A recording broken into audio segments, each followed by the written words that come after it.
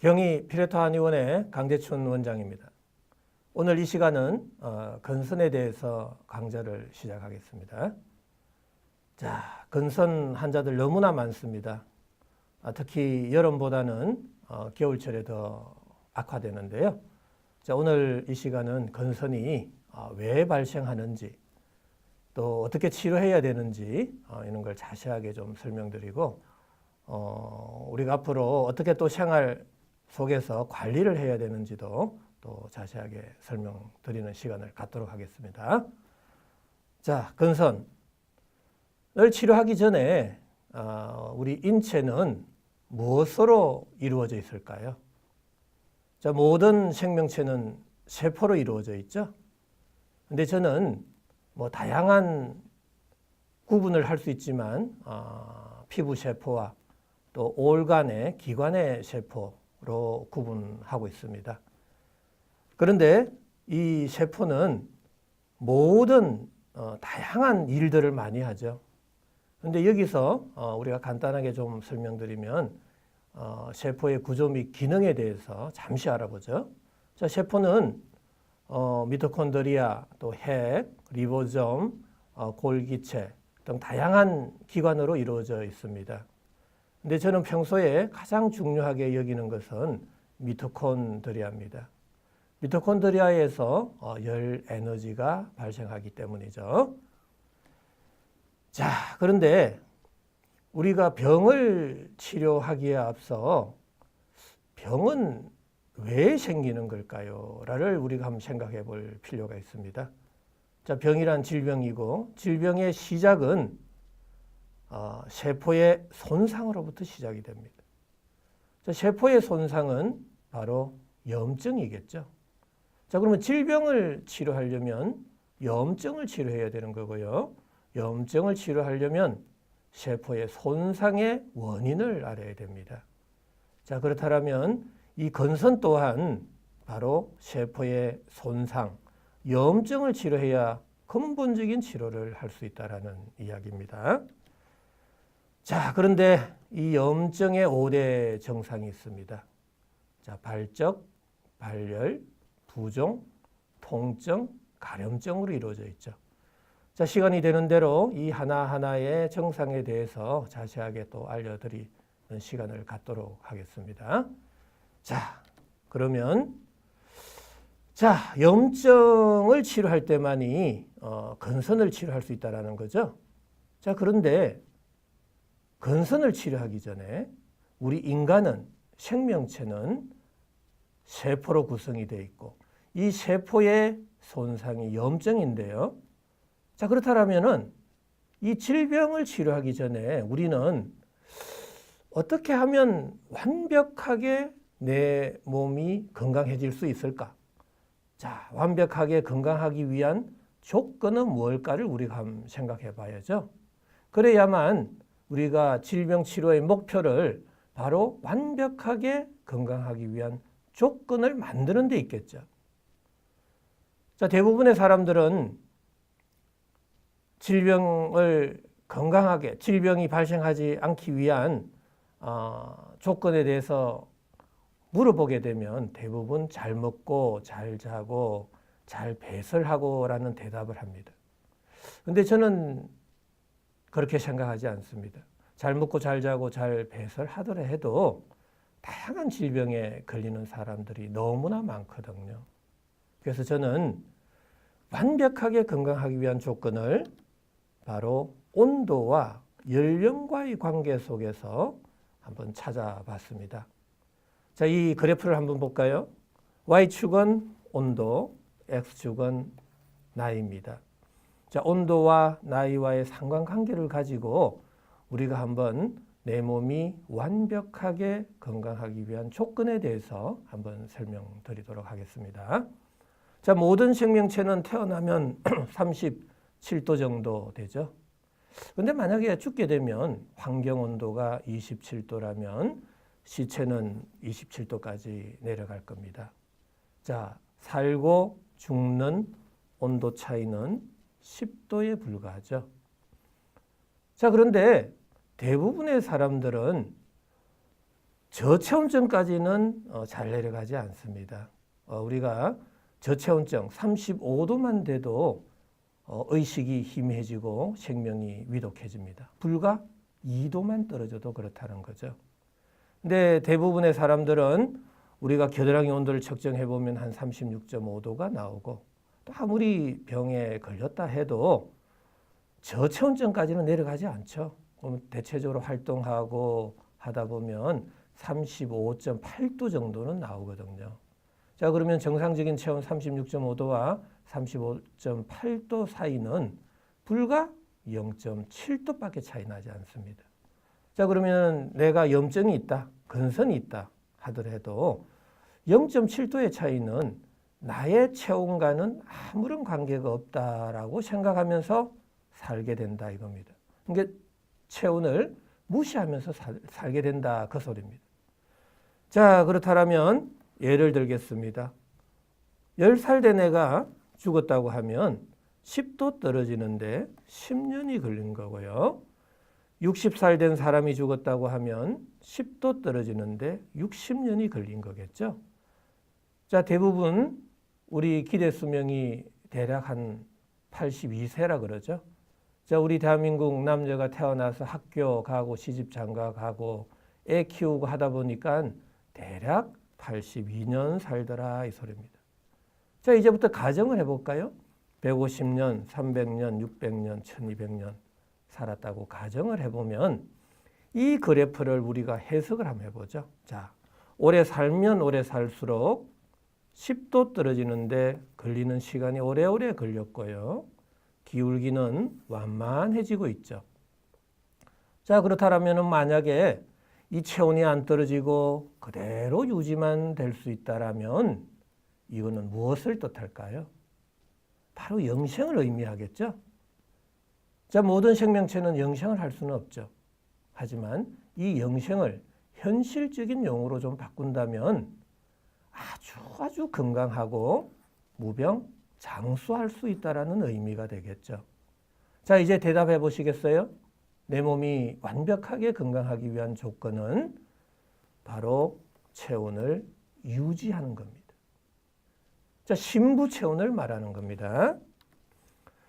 자, 그러면 체온이란 우리가 현실적으로 보면 참 이해하기가 어렵습니다.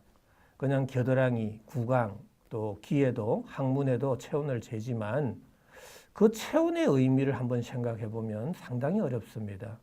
체온은 만지지도 않습니다. 향기도 없습니다. 어떻게 체온을 이해해야 될까요? 자, 체온이란 세포의 열 에너지 대사의 최종적인 무형의 산물입니다.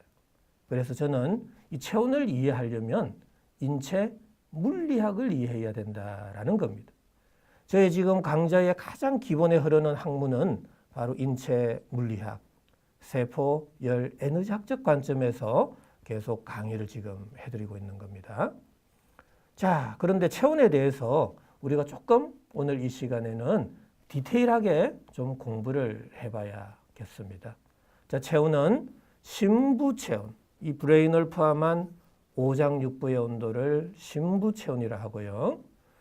두피를 포함한 사지의 온도는 피부 체온이라고 그럽니다. 근데 심부 체온은 항시 37도로 일정하게 유지하려고 하고 있고요.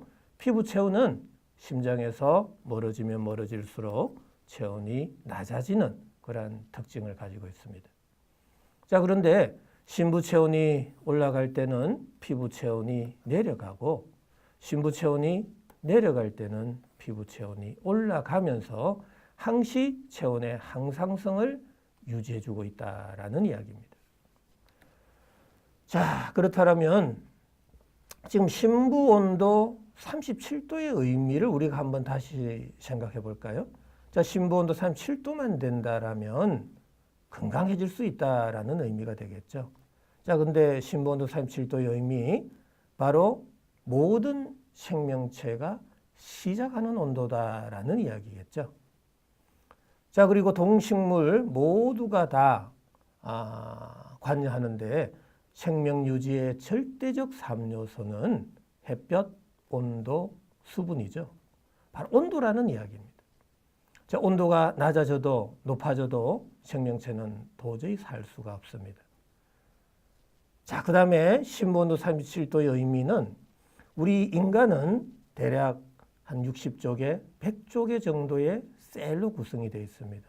자, 이 셀이 완벽하게 정상적인 생명 활동을 유지할 수 있을 때만이 신부온도 37도를 유지할 수 있다라는 이야기입니다. 자, 그렇다면 자, 신부온도가 유지가 안 될 때 그렇다면 질병이 발생하는 거죠. 자, 그러니까 질병의 발생의 근본적인 이유는 뭘까요? 바로 신부온도의 상승과 하강이라는 겁니다. 신부온도를 유지하지 못해서 병에 걸린다라는 사실이죠. 자, 병에 걸린다. 결국에는 사망에 이르게 되겠죠. 자, 그래서 이 신부온도를 항시 37도를 유지해야 된다라는 거 꼭 기억하셔야 됩니다. 자, 그런데 이 신부온도가 떨어졌을 때 우리 인체의 생리적, 병리적 변화를 한번 살펴볼까요? 자, 신부온도가 낮아질 때는 반드시 시상하부에서 명령을 내리게 돼 있죠. 자, 그래서 그 명령의 대표적인 형태가 이 네 가지로 구분할 수가 있습니다. 자, 첫 번째는 피부 온도가 상승한다라는 이야기죠. 자, 신부온도가 낮아지면서 피부 온도가 상승되었기 때문에 신부혈관은 수축하고 피부혈관은 확장되는 그런 인체의 생리적인 변화가 시작이 되겠죠. 자, 온도의 상승은 표면 장력의 약화를 동반하게 됩니다. 자, 이 표면 장력이라는 것은 바로 항시 온도와 표면 장력과의 관계에 있어서는 온도가 올라가면 올라갈수록 표면 장력은 약해집니다. 즉 압력과 밀도가 낮은 공간으로 밀어내는 힘이 세지게 된다라는 이야기입니다. 그래서 조직의 변형이 오는 거죠. 돌출, 비대, 융기, 팽창과 같은 여러 가지 돌연 변이의 조직이 만들어질 수 있다라는 이야기입니다. 자, 그 다음에 신부온도가 낮아지면 체열의 방출을 줄이게 되겠죠. 그래서 당연히 모공을 닫게 된다라는 이야기입니다. 자, 모공이 수축될 때 우리가 털이 꼿꼿하게 서는 현상도 생기게 될 겁니다. 자, 그러나 이 미미한 현상이기 때문에 내가 건선에 걸렸다고 내 털이 모근이 이렇게 탁 선다라는 느낌을 가지는 사람들은 거의 없습니다. 자, 그 다음에 모공이 닫히게 되면 땀 분비는 자연스럽게 줄어들겠죠. 자, 그런데 여기서 좀 신경을 써야 될 부분은 땀이 안 나는 사람과 또 국소적으로 땀이 많이 나는 사람들이 있다라는 이야기입니다. 자, 이 네 가지에 대해서 좀 더 구체적으로 한번 설명을 드려보겠습니다. 자, 첫 번째 피부 온도의 상승입니다. 자, 우리가 인체가 신부온도가 낮아질 때 모공이 닫히면서 어느 한쪽으로 열이 쏠리게 되겠죠. 자, 우리가 운동을 하고 밥을 먹고 활동을 하면 열은 발생하는데 그 열 에너지는 대체적으로 구멍, 마찰이 많은 곳, 관절 있는 곳 쪽으로 쉽게 열이 방출이 됩니다. 저 방출되는 부위의 조직의 피부의 온도가 상승한다라는 겁니다. 바로 그때 인플라메이션, 염증이 생긴다라는 거죠. 자, 피부 온도가 상승될 때 발적, 발진, 홍조, 홍반, 따가움, 화끈거림, 심한 경우는 통증까지 나타나고요. 피부 온도가 상승된 이후에 우리가 장작이 타고 나면 장작 색깔이 검게 되죠. 바로 색소 침착과 같은 색소 이상이 생길 수도 있다라는 이야기입니다. 자, 반대로 피부 온도 상승을 인정하지 않고요. 자, 우리가 피부 환자들, 건선 환자들 보면 발적, 발진, 홍조, 홍반, 따가움, 화끈거림이 생깁니다. 자, 왜 화끈거리죠? 왜 따갑죠? 라고 반문을 했을 때 바로 피부 온도가 그 환부의 피부 온도가 상승되었다라고 이야기할 수 있다라는 겁니다. 자, 두 번째로는 표면 장력에 약하다라는 겁니다. 자, 피부 온도의 상승은 조금 전에도 말씀드렸지만 압력과 밀도가 낮은 공간으로 밀어내는 힘이 세지게 된다.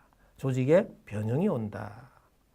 자, 대체적으로 구진, 부종, 팽진, 면포, 수포, 농포, 결절, 종기, 종양과 같은 조직의 융기성의 증상들이 나타날 수 있다라는 이야기입니다. 자, 세 번째로는 모공이 다친다라는 거죠. 자, 모공이 다칠 때는 피부 온도가 낮은 것부터 먼저 다치게 됩니다. 그래서 손, 발 끝에서부터 다치게 된다라는 이야기입니다. 자, 모공이 다칠 때 피부로의 수분 공급량은 감소하겠죠. 자, 피부 건조, 균열, 태순 현상이 생기게 되겠고요. 자, 그 다음에 각질 세포 간의 점착성이 줄어들게 됩니다. 수분이 줄어들게 되면 그때 인슬, 각질, 가피와 같은 탈락성의 증상까지도 생기게 된다라는 이야기입니다. 자, 근선 환자에 있어서 대표적인 증상 중에 하나가 가려움증입니다. 바로 열 에너지 방출이 곤란해질 때 모공이 다쳤으니까 열이 원활하게 몸 바깥으로 나갈 수가 없겠죠. 그때 강제적으로 모공을 열어서 열을 방출해야 되는데 그때 가려움증이 생긴다라는 이야기입니다. 자, 전신으로 모공이 골고루 열리지 않고 손발 끝에서 모공이 다쳤을 때 열 에너지는 어느 한쪽으로 쏠림 현상이 생긴다라는 거고요. 바로 그 열 쏠림은 항시 높은 에너지 준위에서 낮은 에너지 준위로 흘러가게 되겠죠. 그래서 구멍, 관절, 마찰이 많은 부위로 열이 쉽게 방출이 되고 그 방출되는 부위로의 피부 온도가 상승하게 되고 그때 염증이 된다라는 이야기입니다. 자, 피부 온도의 상승은 표면 장력의 약화를 동반하게 되고 조직의 변형이 찾아온다라는 이야기입니다. 자, 마지막으로 땀 분비의 감소가 생길 겁니다. 자, 당연히 땀이 분비가 줄어들면 무한증이 생기겠죠. 아무리 운동을 해도 땀이 나지 않는다. 어떤 사람들은 나는 체질적으로 땀이 나지 않는 사람이야 라고 이야기하는 사람들이 많습니다. 하지만 저의 입장에서는 그렇지 않다라는 겁니다. 평소에 그 어렸을 때부터 심부 온도가 낮아서 모공이 다쳐서 땀이 잘 안 나는 상태가 오래되었다라는 이야기입니다. 자, 그 다음에 열이 방출되는 부위로는 열이 쏠리게 되고 그쪽으로 피부 온도가 많이 올라가게 되는데 또 몸 바깥의 온도는 낮습니다. 그래서 내외 온도 차이에 의해서 우리가 액화 현상이 생기죠. 바로 그때 국소 다한증이 생긴다라는 이야기입니다. 자, 찬밥을 먹더라도 땀이 많이 나는 사람이 있습니다. 두피나 얼굴, 이마 쪽에도 땀이 많이 납니다. 자, 이런 분들은 바로 심부 온도가 낮아서 어느 한쪽으로 열이 쏠리고 있다라는 이야기입니다. 자, 겨드랑이, 사타구니, 특히 마찰이 많은 손, 발바닥 쪽으로 열이 많이 쏠릴 때 국소 다한증이 생기게 된다라는 이야기입니다. 자, 그렇다면 자, 이제는 우리가 한 번 더 심부 온도가 낮아졌다라는 이야기는 바로 세포에 손상이 생겼다라는 이야기죠. 자, 다음 시간에는 세포 손상을 일으키는 요인에 대해서도 설명드리겠지만 먼저 세포에 손상이 일어난다라는 겁니다. 자, 세포의 손상은 세포 내 미토콘드리아에서의 ATP라는 열 에너지 발생량이 줄어들죠. 자, 그때 바로 심부 온도가 낮아진다. 이 심부 온도라는 것은 뇌를 포함한 오장, 육부의 온도라는 이야기죠. 자, 심부 온도가 낮아지면 당연히 체온 조절 중추 시상 하부에서는 명령을 내리는데 조금 전에 설명드린 이 세 가지 피부 온도 상승, 모공 다침, 땀 분비의 감소 현상이 생긴다라는 겁니다. 자, 이러한 현상이 일시적이라면 병에 걸리지 않습니다. 하지만 이러한 현상이 계속 내 삶 속에서 반복이 되고 장기화됐을 때 내 몸에 어떤 병적인 변화가 생기고 어떠한 다양한 병이 생길까라는 겁니다. 바로 이러한 기본적인 하나의 생리, 병리적인 변화 속에서 우리는 다양한 질병이 생긴다라는 게 저의 지론입니다. 자, 지금까지는 염증이 왜 발생하는지, 앞으로 건선은 염증 치료이거든요. 그래서 건선을 치료하려면 반드시 염증 치료가 최우선적으로 되어야 된다라는 이야기입니다. 자, 지금까지는 이 염증, 왜 발생하는지 거기에 대해서 지금 설명드렸습니다.